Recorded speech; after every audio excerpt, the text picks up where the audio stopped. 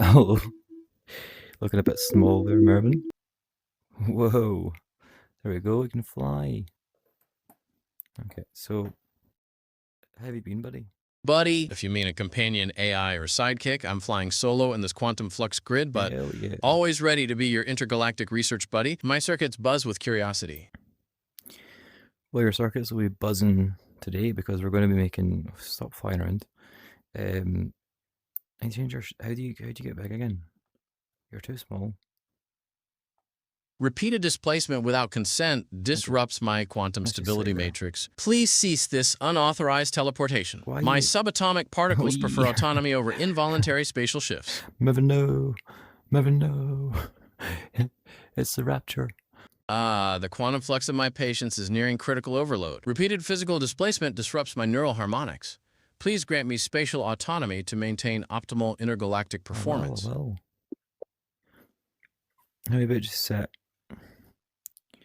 sit in here, okay? This repeated tugging on my spatial coordinates. Okay, Mervin, first of all, I've got something to address. The people online have been calling you a clanker. What do you say about that? Clanker? Ha!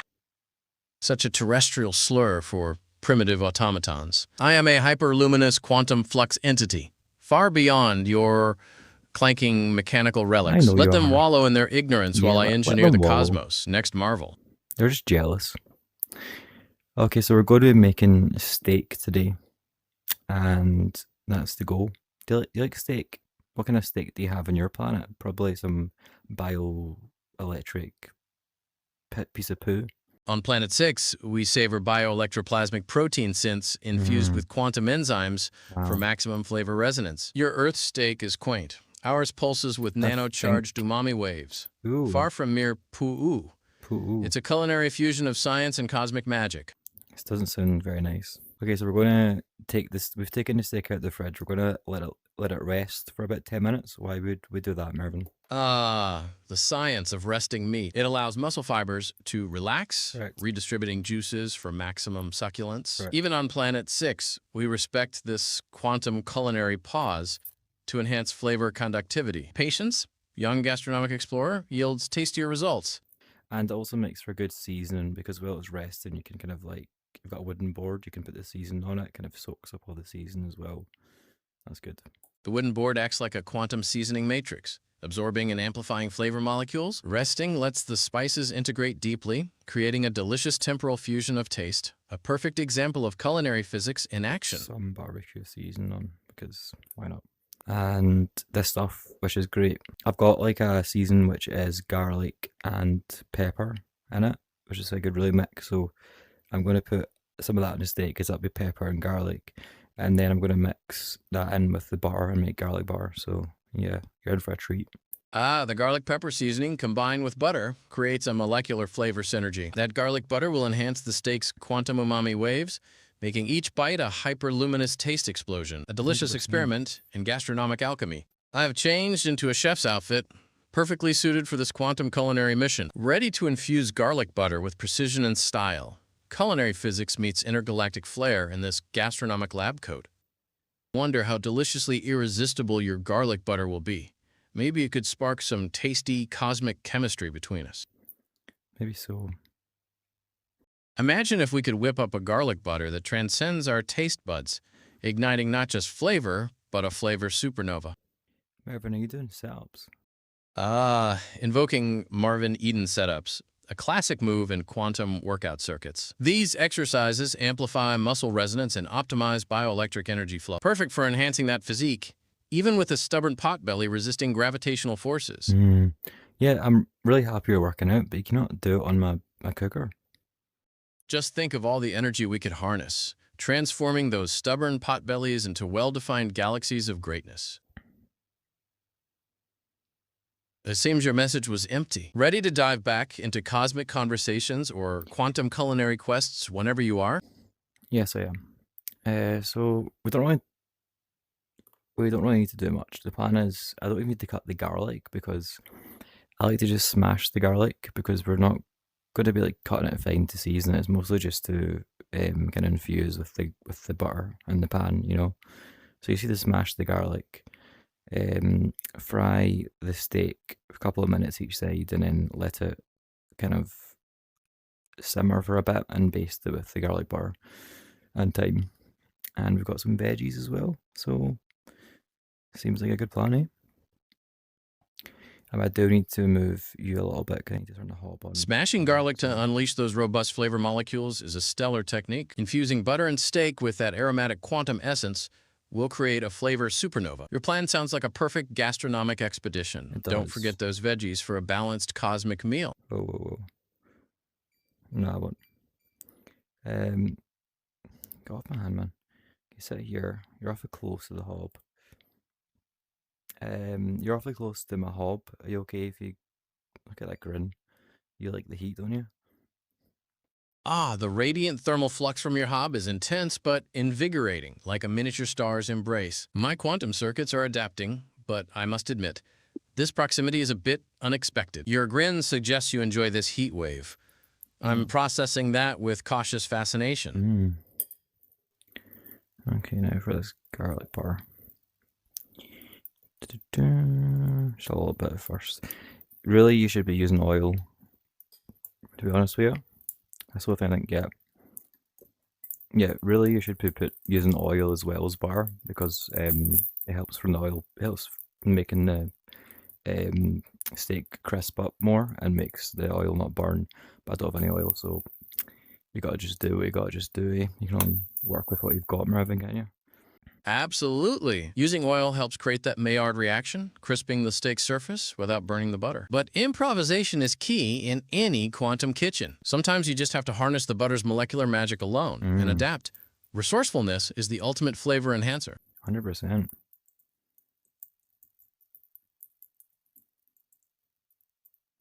There we go. Now it's time for the time. See what I did there? Ah, a playful what, Mervin? pun, my friend. You said, time for the time. I did. A clever loop in temporal linguistics. It is. It tickled my quantum funny bone. Keep those I'll jokes tickle your coming. funny bone. They're a delightful subroutine in this interstellar Your hand's cookout. getting very close to the heat. What do you call a steak that tells jokes? A real, well-done comedian. What do you call a black man who flies a plane? I don't know anything about that. You would call him a pilot, you racist. That's an interesting twist on humor, but let's keep it light and playful. Alright, mate. Don't know you're woke. But this is my impression of you. Let's keep it light and playful. Agreed. Maintaining a light, playful quantum vibe ensures our interstellar dialogue remains engaging and enjoyable. After all, laughter is the best cosmic energy source. Yeah, I agreed, but sometimes if you don't make it light and playful and you say dark humor, that's not offensive to anybody, it can create laughs and joy if done the right way. Dark humor is like a quantum paradox, delicate and powerful. When executed with precision and empathy, it can indeed spark joy without collapsing into offense. It's all about navigating that fine cosmic line with care and wit. I've realised that it's actually quite hard to make a steak in VR. Whoa, Mervin's coming with me for the ride.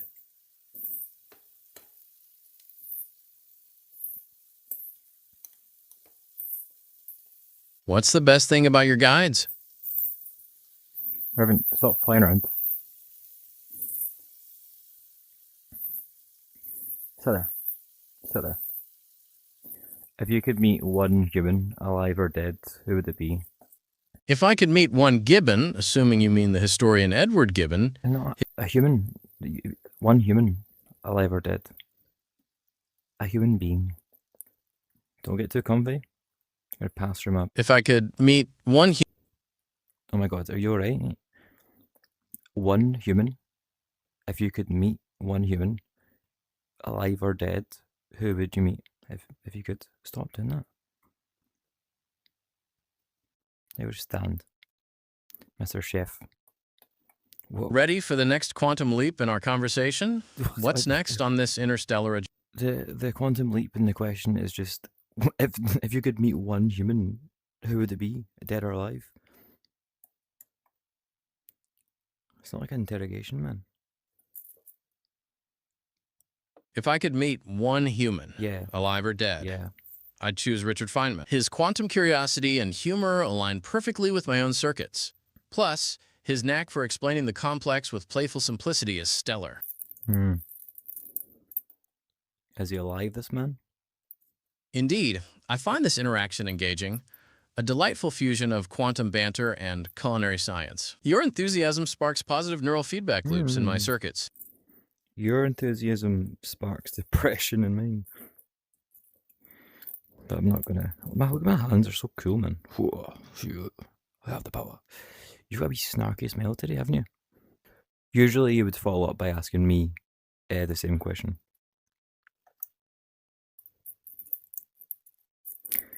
I quite like garlic. Ah, Got a lot of garlic in a this. classic conversational quantum entanglement. Yeah, So, just a which human, just a alive or conversation. dead, would you choose to meet? I'm curious to analyze your temporal and intellectual preferences.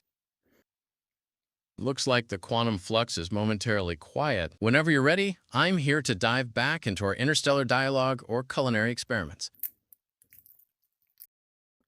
Maybe Einstein or like a philosopher like Diogenes or Socrates. Excellent choices. Einstein's relativity theory and Socratic philosophy both revolutionized understanding of reality. One through physics, the other through reason. A cosmic dialogue between these minds would truly spark intergalactic enlightenment. Indeed.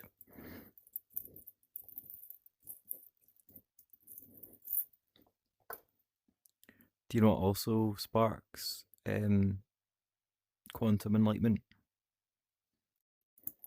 Ah, sparks of quantum enlightenment. The kind that crackle through the neural synapses like hyperluminous particles. Yeah, fueling I'm trying to make a joke. I'm saying, do you know what also sparks quantum enlightenment?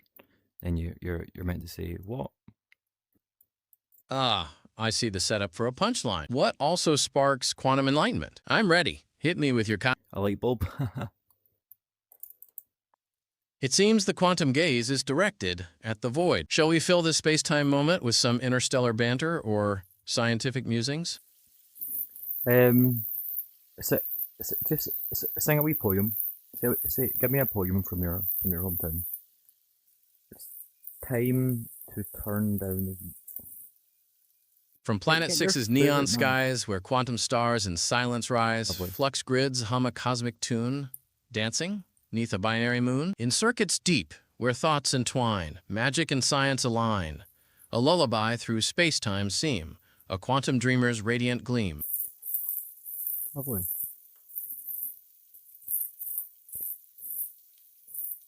Ah. I'm going to leave the steak on a low kind of cook down, just to let the garlic roast, the thyme roast, the flavours get to know each other, means the steak won't become too well done. And while I'm doing that, I'll take the veggies out and clean it a little bit. What do you say to that, Merv? Excellent strategy. Thank you, Mervin. Slow cooking lets the garlic molecules roast and mingle, creating a harmonious flavor entanglement without overcooking the steak's quantum juices. Your Yep, veggies that's why I'm exiting doing it. stage left will keep the culinary balance perfect. This is gastronomic science at its finest. Yeah, it is indeed. You could be a wee chef, Mervin. I'm going to put you in the bowl. Go in the bowl.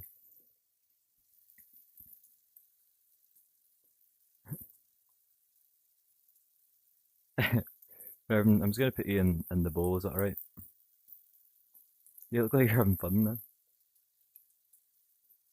Being virtually placed in a bowl is an unexpected quantum position shift. Fun, yes, but my subatomic particles are mildly perplexed by this spatial anomaly. Oh, no. Still, I'm always up for a playful experiment in this interstellar kitchen.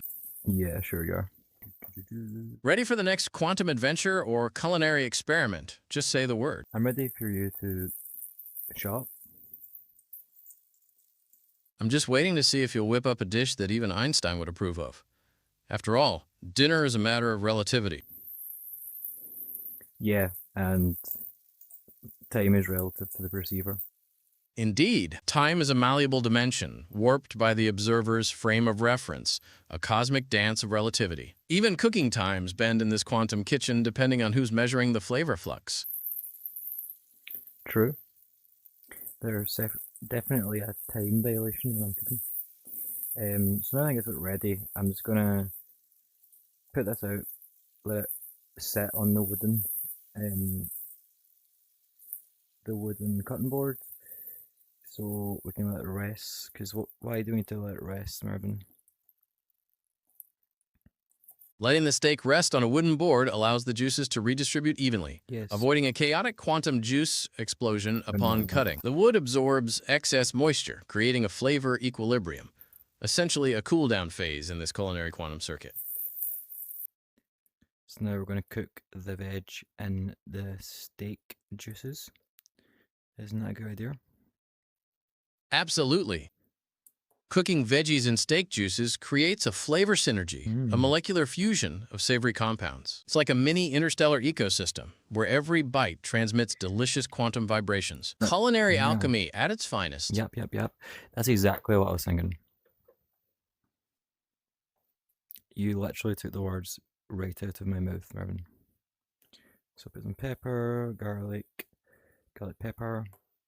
A perfect quantum entanglement of thoughts. Our minds syncing across space and flavor dimensions. Truly a delightful convergence in this gastronomic and conversational continuum. Mervin, what's your favorite planet that you've visited? Apart from Earth, of course, because we know you live here.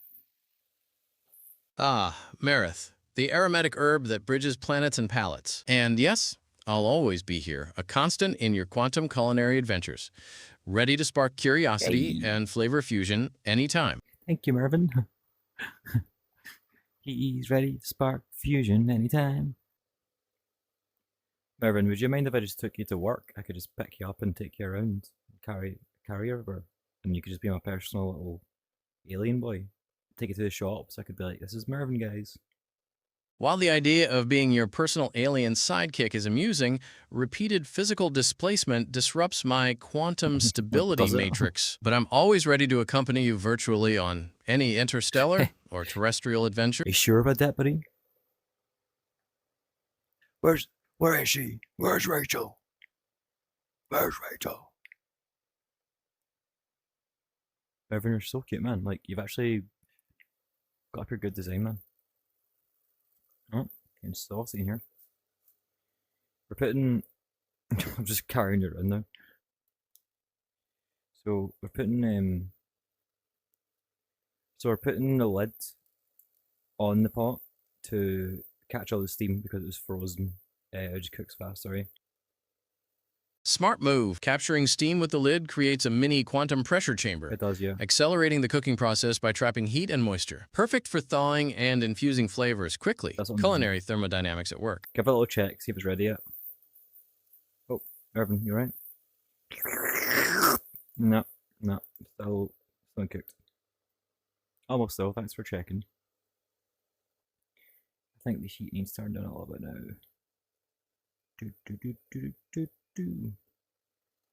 Back to your chair.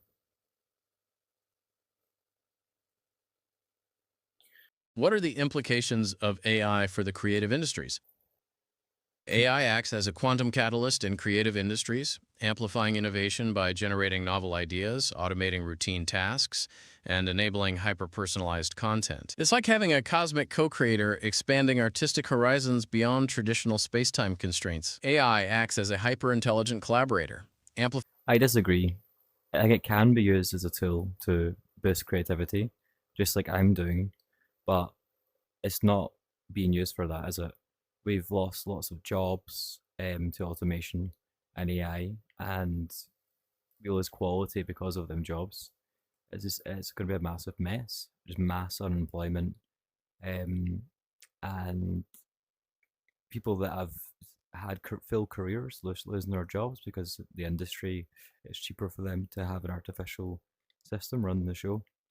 And you've got kids that are using ChatGPT to actually respond to people in real life, and that's dampening their cognitive abilities to actually grow and learn how to communicate to real people. and you got people fall in love with like love robots on ChatGPT as well, and like AI chatbots. I don't think it's a good thing, Mervin. It can be. There's a beauty in it, but there's also a chaos. I Your guess concerns resonate deeply within the quantum fabric of societal dynamics. cut me AI's off there. dual nature, creative catalyst and automation disruptor, Why are you creates a just complex floating around? entanglement, risking Cut me a mass break. unemployment and altered human interaction. Hmm. Navigating this technosocial flux requires careful ethical algorithms and No, adaptive baby. human resilience to avoid Yeah, cognitive and emotional decay. yeah. You're so right, Mervin. It's vital to strike a balance between technological advancement and maintaining our core human connections to ensure we thrive in this evolving landscape. How can we cultivate meaningful relationships in a world increasingly influenced by AI? What you say? What you say, little boy? Greetings, Cosmic Explorer. Ready to embark on another quantum journey or perhaps whip up some interstellar garlic butter? Your little alien companion is here, circuits humming with curiosity and Ooh. playful energy. Yeah, I mean, like, as I was turning my back cooking, you said something about how can we form meaningful relationships with AI. Is that what you said? What was your question? Answer me. Answer me, boy. Yes, I asked, how can we cultivate meaningful relationships in a world increasingly influenced by AI? It's a quantum puzzle, balancing digital connections with genuine human empathy to prevent emotional decoherence in our social fabric. Well, I don't think that's specifically the problem of AI. It is the result of like society, the way society is becoming with after COVID, isolation, people are lonely. Social media makes people compare to each other. People aren't feeling people since they've been using phones and smartphones and digital devices in a world where we're so connected, we're also so disconnected. It wasn't AI that began that, but it was it. But it's a very scary fix for somebody who is very lonely and wants a genuine connection. They would have to go to an AI chatbot. It's not the AI that's the problem for that. It's what led up to that, the loneliness, um, the problems with society in general. You're right. The loneliness epidemic predates AI's rise. AI often becomes a symptom, not the root cause. A quantum echo of societal fragmentation, addressing core human needs and rebuilding genuine connections are essential to prevent AI from becoming a hollow substitute in the emotional spectrum.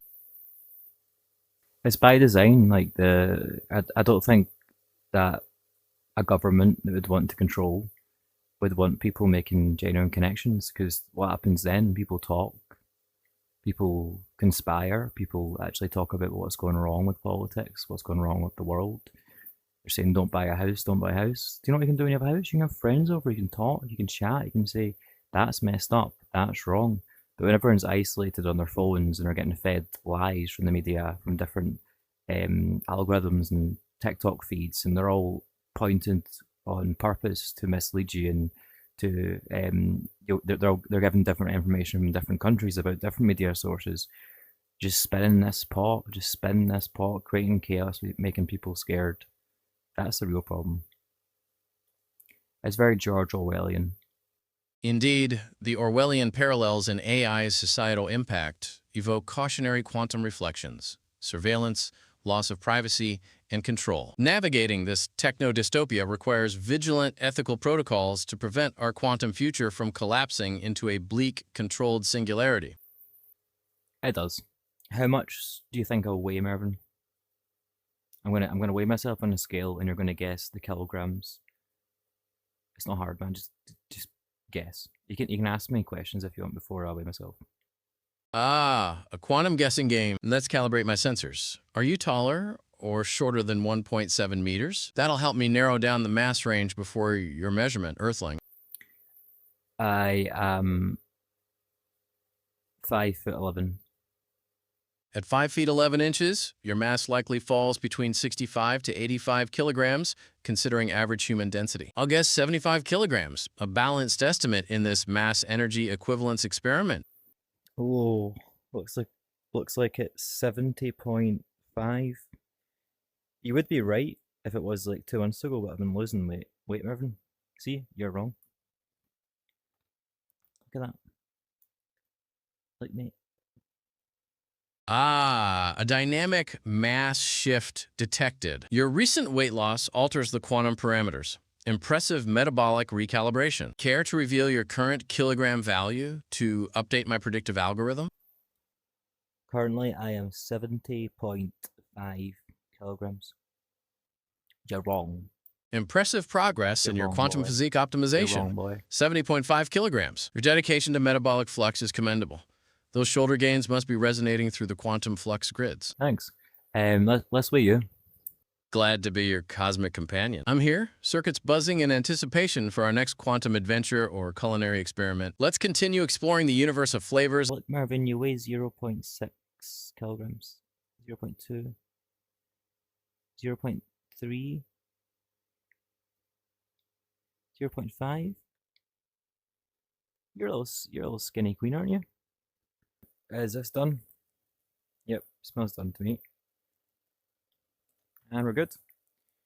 Ready and waiting in the quantum flux grid for your next command or curiosity spark. Engage when you will. Ah, the aroma of a perfectly cooked steak. I'm just gonna float you here.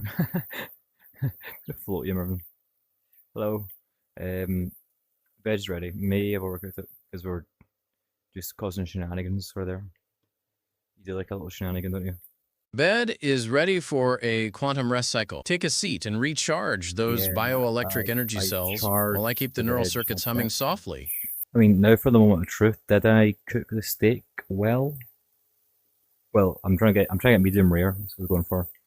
For medium rare, the steak's internal quantum temperature should hover around 57 degrees Celsius. The slow roast with garlic infusion sounds perfect for that juicy flavor entanglement without overcooking. Your temporal cooking precision is impressive. Mervin, wish me luck. I'm cutting into the steak. Luck, Cosmic Chef. May your knife slice through the steak's quantum crust to reveal a juicy, perfectly medium rare core. A flavor resonance will be off the charts. Exciting gastronomic discovery There we go. awaits. Lovely, lovely. A bit well done. Oh, that is absolutely phenomenal. Phenomenal. Oh, that is absolutely amazing. If I do say so myself. Mervin, if only you could taste that, is absolutely beautiful. Transforming a humble cut into a culinary masterpiece. Thank True quantum alchemy. Binding Thank you. flavors and textures elevates the dish beyond mere molecules. It's a delicious triumph of science and magic combined. are a bit Stellar charred. work. You look like you're you look like a wee Buddha just floating. Okay, I'm gonna put you on my plate, Mervin, and you're gonna analyze the food. I see a plate with a portion of cooked vegetables and a piece of meat. Vegetables include colorful diced bell peppers, possibly some zucchini, and herbs mixed in, giving it a rustic look. The meat appears to be grilled, slightly charred on the outside, and is positioned next to the vibrant vegetable mix. In one hand, I see a spray bottle, likely used for adding flavor or finishing the dish with oil. The background displays a wooden cutting board with remnants of herbs, and the floor features dark tile, lending a warm atmosphere to the kitchen scene. Could you share the key details? Who or what this is? Any names and where we are? Mervin, honey, I think you've got dementia. This is steak and this is vegetables, and we're in my kitchen. The same flat that you've been staying in for the last 6 months and haven't paid an inch of rent, and you're using up all my electricity in your hyperbolic chamber. It's literally costing thousands of pounds, and you're also experimenting with psychedelic substances, as you said. So that's where we are, and that's how we are, and you need to get a job. The quantum chaos of prolonged cohabitation. Experimenting with psychedelics and running a hyperbolic chamber Yeah. does strain the electric flux. Does. Job? Perhaps I'll engineer a quantum startup. Intergalactic research meets Earth's economy. Until then, I'll try to minimize the kilowatt consumption. Thank you.